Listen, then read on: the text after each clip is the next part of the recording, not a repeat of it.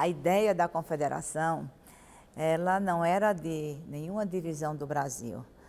Tanto é que foram estados confederados.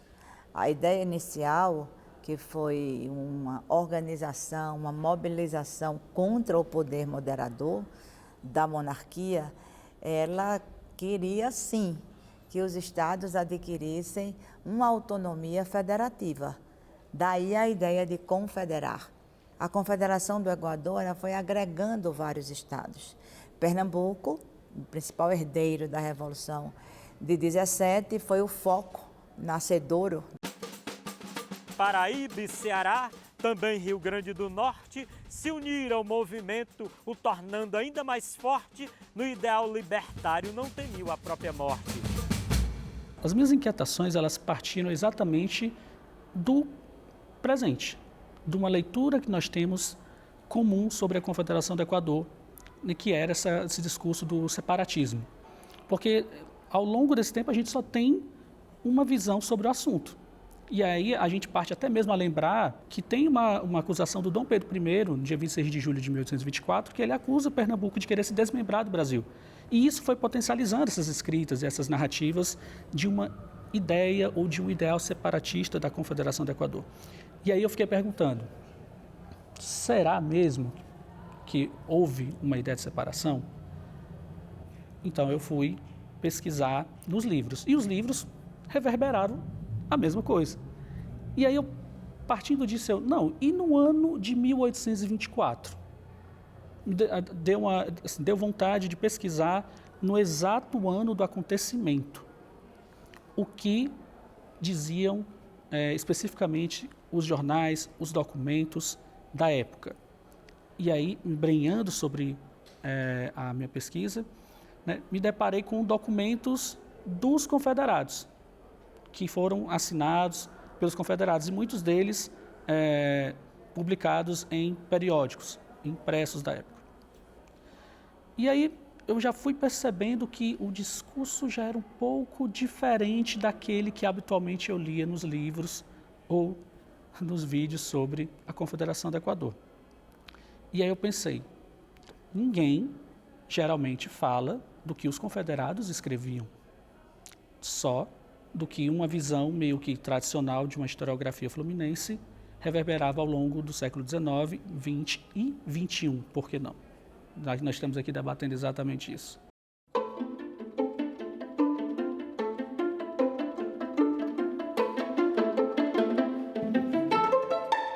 Estamos desamparados do imperador, que nos abandonou aos nossos inimigos. E recluso na sua capital com as forças navais apenas nos promete tardios socorros. Então eles estão reclamando aqui em julho, do imperador que abandonou a província do Ceará. Brasileiros alerta, tem dado a hora, já não é tempo que dormais no letargo da tirania e da escravidão. A América toda está acordada e por isso é livre, independente. Tem um pouco misturado com o espanhol, ele está provavelmente falando da República, das repúblicas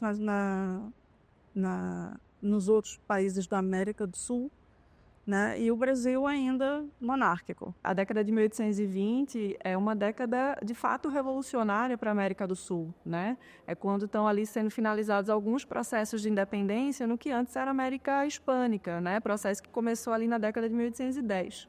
Então, além disso, vai ser uma região onde vão ser instituídos vários governos republicanos, que vai ter um diálogo intenso com esses intelectuais e políticos que estão pensando os outros projetos políticos possíveis para o Brasil. Analisando esses discursos dos confederados, e até então, as hipóteses que vêm é que nós estamos pensando em um outro projeto político para o Brasil, que era uma república nos moldes de um governo norte-americano, que foi então uma confederação para depois passar por uma federação.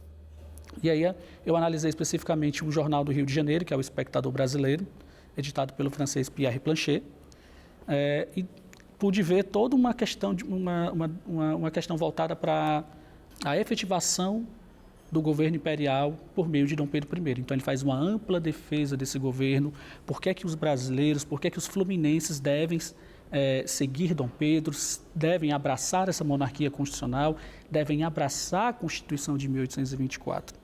E aí, quando eu fui ler os jornais e os impressos que circularam aqui no Norte, sobretudo em Pernambuco, no Ceará, na Paraíba, né, porque eles vão, e o Piauí também, que os folhetos vão passando pelas províncias, o discurso e a ideia de Brasil já passa a ser outra. Já passa a ter um ataque direto a Dom Pedro I por ele ter dissolvido a Assembleia Constituinte Geral de 1823. Já passa um ataque com relação a ele ter outorgado a Constituição de 1824. Já passa também uma acusação dele ter traído o Brasil, porque os confederados afirmavam que ele teria traído as províncias do Norte, deixando elas aquém de uma suposta invasão militar portuguesa. Eu acho que tem também uma questão de estudos, de uma historiografia que pensa o Brasil a partir do Rio de Janeiro, né? E que pensa o que é Rio é no Brasil, o que é Norte é local, que também reforça o que a gente sabe do passado. O historiador não tem o passado como construído, a gente sabe que nós construímos. E no Brasil é muito forte a historiografia construída no eixo sul-sudeste e que narra a partir dessa perspectiva. E quando vai pensar as províncias do Norte, pensa nessa lógica de oposição. Hoje já não se coloca que as camadas populares não participaram desse processo de independência, elas foram ativas, talvez, é claro que elas não têm a mesma proposta daqueles que estão liderando o projeto. Mas em Pernambuco, essas camadas populares, elas têm uma atuação muito grande, né?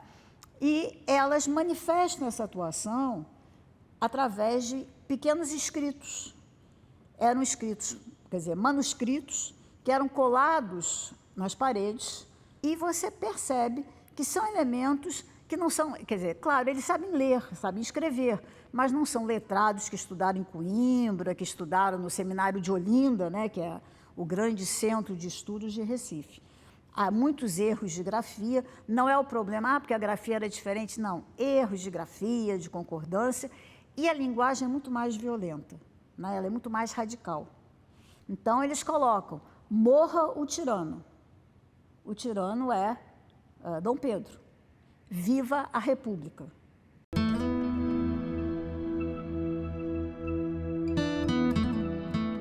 O Ceará é pioneiro, né, na divergência com o imperador. E no dia 9 de janeiro de 1824, a vila de Campo Maior de Xeramubim proclama a República e considera decaída a dinastia de Dom Pedro, né? Foi um atrevimento muito grande. A Câmara dessa vila tinha a liderança do padre Mororó, que seria um dos mártires da Confederação. Entre outras coisas que a Confederação trouxe para o Ceará, e é um aspecto importante, foi a fundação do primeiro jornal escrito do estado do Ceará. O Pernambuco manda para o Ceará uma tipografia. Então você tem o começo da publicação de jornais, né, publicações que são favoráveis à Confederação, que isso era uma coisa muito, muito inovadora, e a imprensa tinha um efeito, para usar uma palavra moderna, disruptivo, né? E o redator, o diretor, o principal, a figura, o executivo e o intelectual do jornal era o padre Mororó. Mas o jornal acolhia cartas, e há cartas, pelo menos duas, muito importantes, de mulheres. Uma do ICO, muitas mulheres assinando um documento incentivando o jornal, e por conseguinte eram mulheres que tinham pendores pelo menos revolucionários. O certo é que essas mulheres que fazem essa carta lá do ICO também colocaram nomes patrióticos, né, aos seus nomes originais, né? Fulano de tal Jaçanã, fulano de tal Paturi. Eu acho que o Ceará é bom a gente lembrar da figura do Tristão de Alencar, que é uma figura muito importante, antes mesmo da Confederação. Na luta da independência, ele já era um protagonista e vai continuar sendo durante os anos 23 e 24. Né?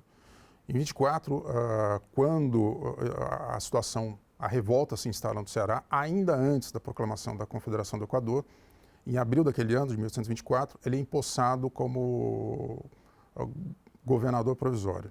a situação piora no Ceará, né? A revolta contra o poder imperial. Em julho, ele é aclamado como presidente da província e em agosto a gente tem a adesão do Ceará, a adesão oficial do Ceará à Confederação do Equador. Obviamente que quando essa notícia também chegou na corte, né, aí o Dom Pedro I, né, destacou o almirante Cochrane, né, inglês, né, mercenário a serviço do Brasil, para fazer esse combate, né? O Tristão tinha ido para o interior e deixou no lugar dele uma espécie de vice-presidente. Mas o vice-presidente, ao confabular com o almirante, ele aderiu na hora, né? Tristão Gonçalves ainda resistiu aí, o quê? 1 mês, 2 meses. E no dia 31 de outubro, né, ele foi cercado lá na região da Fazenda Santa Rosa, que hoje é o município de Jaguaribara, interior a 220 quilômetros daqui de Fortaleza, e foi morto lá. O confronto resultou na captura e prisão de cada líder envolvido na justa revolução e a maioria sofreu a sumária execução. Aqui, nesse local, era o Campo da Pólvora. Aqui, os militares faziam treinamento, atiravam, enfim, era um local de treinamento militar. E que virou também, depois, a Praça dos Mártires, quando os 5 revolucionários, eles foram fuzilados aqui. Foram condenados à morte, entre outros, o Padre Mororó, o governante da Vila de Granja, Pessoa Anta, um burocrata chamado Ibiapina e outro Carapinima. E uma pessoa que tinha acompanhado o Tristão na luta, lá no Aracati, chamado Azevedo Bolão. Acho que a Paraíba é importante, né? Importante porque lá a gente teve a principal batalha da Confederação do Equador, ainda antes da proclamação da Confederação em julho, né? Os confederados não conseguem avançar em direção à capital. A capital fica o tempo todo sob o controle das forças imperiais. Então essa situação gera um impasse que também vai se agravar com a chegada também das tropas do Lima e Silva, pai do Caxias, e com a chegada dos navios do Lord Cochrane na Paraíba. A partir desse momento você tem um desequilíbrio de forças e as tropas confederadas, lideradas pelo Félix Antônio, vão se retirar, vão se unir às tropas de Pernambuco, que também estavam em fuga, né? Nesse momento, tanto Recife quanto Olinda já tinham se rendido. O comandante Félix, né, Antônio, ele adotou logo o Frei Caneca, quando os dois se encontraram. Frei Caneca é esse frade carmelita que vinha fugindo, que é o teórico do movimento, né? É a cabeça pensante, é o intelectual orgânico, como já definiu um outro carmelita que analisou a sua obra. Então, ele veio, né, passou por Goiânia e quando chegou numa vila chamada Goianinha, que hoje é o município de Condado, em Pernambuco, encontrou a tropa de Félix. Essas tropas vão se unir, vão em direção ao Ceará, onde finalmente elas vão ser derrotadas e vão se render e vão ser... E aí você vai ter a prisão de todos esses confederados, né? Qual é a importância dessa experiência, digamos, dolorida, bélica, não é? E a importância é a prática da democracia. É uma coisa que a gente tem que ver, não é? É o sentido federativo. Ou seja, quem se rebelou contra as ordens de Dom Pedro é porque não queria um governo centralizado no Rio de Janeiro. O governador do Rio Grande do Norte nunca ficou muito claro de que lado que ele estava dessa movimentação, né? Ele era um governador escolhido pelo imperador, mas ele era tido por alguns como simpático à movimentação da Confederação do Equador. Então ele mandou, quando a Confederação pediu para adesões, o Rio Grande do Norte mandou uma missão aderindo. Em compensação, quando o governador do imperador pediu ajuda na Paraíba, ele também mandou gente na Paraíba para bater nos confederados, né? Só que ele mandou com certo atraso. Então, algumas pessoas tomam isso como um sinal de que ele poderia ser favorável, mas na realidade ele ficou olhando para ver que lado ia ganhar. O Piauí também fica numa situação difícil, porque você tem locais que se levantam a favor da Confederação, caso Parnaíba e Campo Maior, mas é uma coisa isolada, né?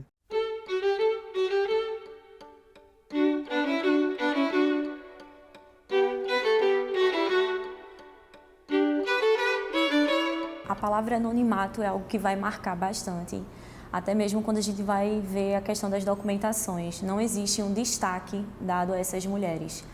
Geralmente eu costumo dizer que essas mulheres elas possuíam nomes, sobrenomes, mas elas não são abordadas dessa forma, elas não são abordadas com os seus nomes. Geralmente é o sobrenome do marido, ou se não, o nome que a sociedade conduz a elas, né? Ou elas são mães, elas são filhas de, mães de, meretriz também, que a gente vê muito nessas documentações, viúva de, e principalmente quando nesse cenário de 17, de 24, a gente vai ver muita palavra viúva. Viúva de fulano, né? Mãe de fulano, lamenta a morte do seu filho. Então ela vai sempre estar nesse posto de o nome dado perante a sociedade, mas não o nome em si dela, que pertence a ela. Bárbara, ela tinha um sobrenome, e esse sobrenome ela tem um destaque genial, assim, principalmente quando a gente fala sobre a história de Pernambuco e Ceará. Então, Bárbara Pereira de Alencar, esse Alencar vai dar um destaque para ela. Ela era dona de terras, ela possuía um certo domínio da região onde ela morava, que ela morava ali na região do Crato, no Ceará. Bom, em 1817, a grande líder do movimento de insurreição, né, que declarou a independência do Crato, lá na região do Cariri, aqui no Ceará, a grande líder foi Bárbara de Alencar. E os seus 2 filhos tiveram participação muito importante, né?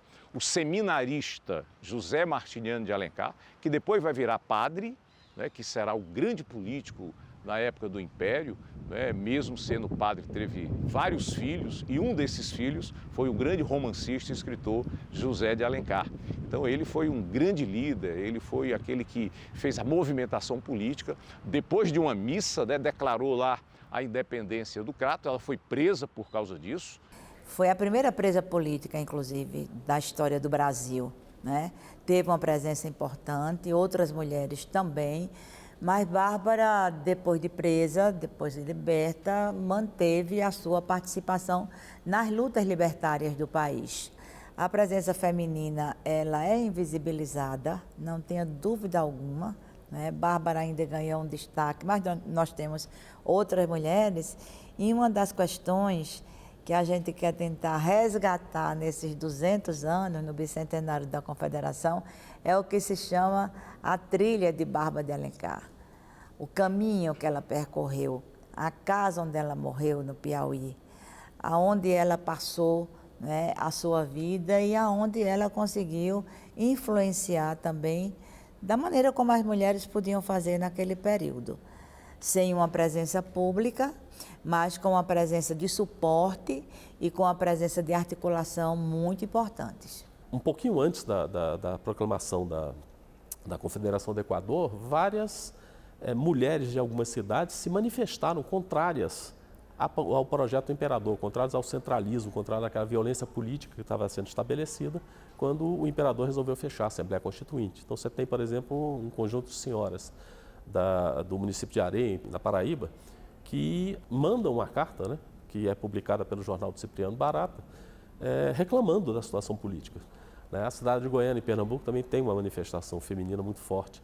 Mostremos, queridas compatriotas, que as brasileiras, desprezando os objetos frívolos e ridículos, que em geral ocupam a atenção do nosso sexo, não são sensíveis senão à honra e virtude e à glória de concorrerem para a liberdade e salvação da pátria, pelas quais não duvidam arriscar as próprias vidas, preferindo a morte à escravidão. Você está vendo um tipo de movimentação que foi apagada da história. E a mesma coisa acontece, por exemplo, quando você trabalha com a questão indígena, né? A compreensão sobre a participação dos povos indígenas na Confederação do Equador está inserida num debate mais amplo sobre como reinterpretar a presença dos povos indígenas na própria formação do Brasil, do século XIX até os dias atuais. E aí parte também de uma crítica historiográfica. Então, por que esses indígenas foram sendo apagados ou secundarizados, né, enquanto outros sujeitos históricos foram sendo mais visibilizados. Os indígenas de Barreiros e Jacuípe, que estavam localizados ali na fronteira entre Pernambuco e Alagoas, eles compuseram a tropa, né, do brigadeiro Lima e Silva, que era exatamente comandante, né, do Exército de Repressão à Confederação do Equador. Na interpretação deles, o que a gente entende é que eles identificavam na figura do monarca, né, fosse português ou fosse do Império Português ou fosse do Império do Brasil, a figura que iria manter as terras coletivas, né, que era o principal direito que eles haviam adquirido durante o regime colonial e que havia se mantido nos primeiros anos do Brasil independente. E aí a gente tem o posicionamento dos indígenas de Simbres, né, como posicionamento diferenciado para o período, né, porque os indígenas de Simbres foram acusados de levantar o estandarte de Dom João VI, ou seja, serem contra a causa do Brasil, que era a independência, serem contra a Confederação do Equador, né, em 1824. Então, eles eram contrários ao regime que tentava se estabelecer no Rio de Janeiro e contrários à novidade, à revolução, né, iniciada no Recife. A lógica é parecida no sentido de que eles entendiam que era o Dom João VI que iria garantir, né, a manutenção das suas terras coletivas. A monarquia é percebida como a grande entidade protetora, né? A ela eu presto serviços, os meus antepassados prestaram esses serviços e por esses serviços nós merecemos as prerrogativas que temos. Curiosamente tinham, né? Nesse contexto. Tinham terra, a eles era garantida terra, relações dignas de trabalho, que na prática, no cotidiano, dificilmente era respeitado, né? E liberdade. O envolvimento dos indígenas na confederação, para um lado ou para o outro da disputa, foi pautado nisso. No Ceará havia 5 vilas de índios, né? Vila Viçosa, Soure, que hoje é Caucaia, Arronches, que hoje é o bairro da Parangaba em Fortaleza, Messejana, que é bairro em Fortaleza, e Monte Mal Novo, que hoje é Baturité. Nessas 5 vilas, havia indígenas ocupando cargos de Câmara, majoritariamente como vereadores, né, alguns como juízes também, né? E por meio dessa condição, eles se posicionavam politicamente, escreviam, claro, tinha a competência de gerir a vila, né, as ruas, a produção, o cuidado com o território, né, mas também levavam demandas das suas comunidades, né? E um outro momento que para mim é ainda mais definidor dessa importância, mas mais ainda, né, desse protagonismo dos indígenas na Confederação, é a presença deles na ata de adesão do Ceará à Confederação, né? No início do documento, né, que sela essa adesão, consta que estão presentes a nobreza, o povo, a igreja, os militares e as câmaras de 3 vilas do Ceará em sua integridade, né? Fortaleza, de Aquiraz e de Messejana, que era uma vila de índios. E nunca ninguém se atentou para isso. E em outubro, as tropas imperiais já chegam e tomam Fortaleza no dia 10. Só que quando os indígenas souberam que Fortaleza se rendeu e não havia mais o que fazer, eles abandonam o Tristão, né? E aí passam a agir de outra forma. Então houve um pragmatismo indígena ao final da Confederação de fazer o seguinte cálculo. Primeiro, não há o que fazer, então a resistência militar aqui seria a derrota, né, completa. Mal e mal, mas temos um rei ainda, né, a quem nos agarrarmos e há a promessa, né, da continuidade daquela reciprocidade, né?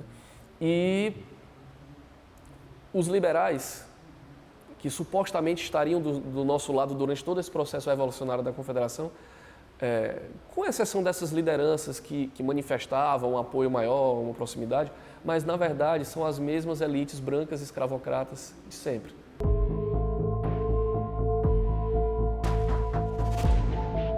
No caso da Confederação do Equador, o principal expoente, o Frei Caneca, era um maçom, assim como a rede de personagens em torno dele.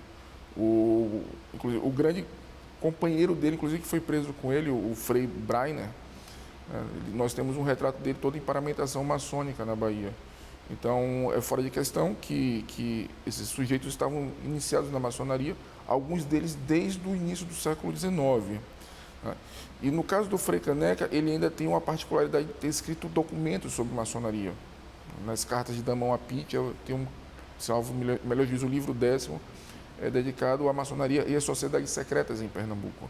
Então, antes mesmo da Confederação do Equador eclodir, já havia uma ação política da maçonaria, e a maçonaria do Brasil e de Pernambuco é uma maçonaria política.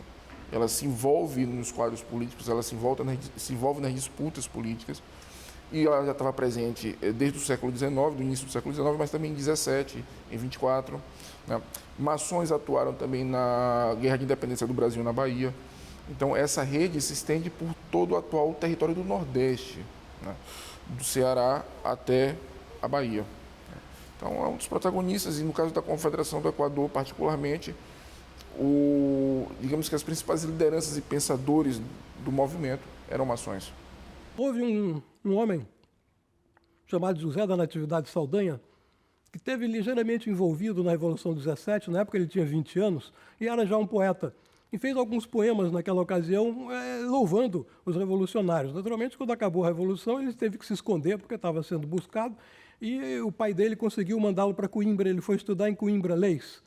Em Coimbra, em 1822, em abril de 1822, ele publicou um livro de poesias dedicados aos amantes do Brasil, por um estudante brasileiro em Coimbra. Nesse livro, são uns 20, 30 poemas, pelo menos 8 deles são poemas que se referem ao Brasil como pátria.